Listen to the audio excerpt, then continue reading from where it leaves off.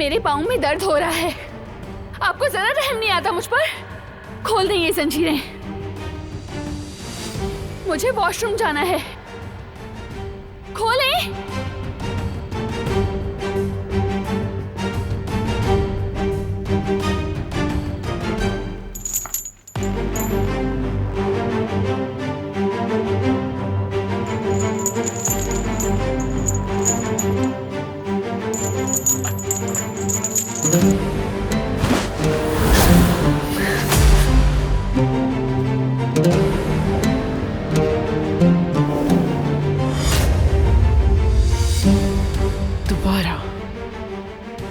दोबारा अगर भागने की कोशिश की तो इसकी भारी कीमत चुकानी पड़ेगी तुम्हें।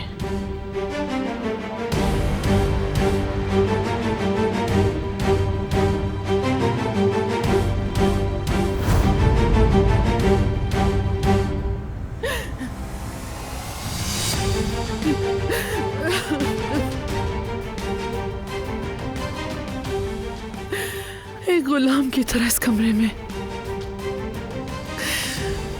कैद करके रखा और बोलने का हक तक नहीं दिया मैंने उसे।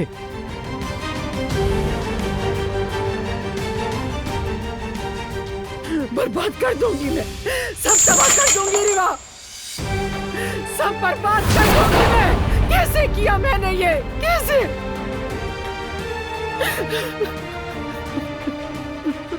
कैसे किया मैंने अपनी बेटी के साथ, कैसे किया?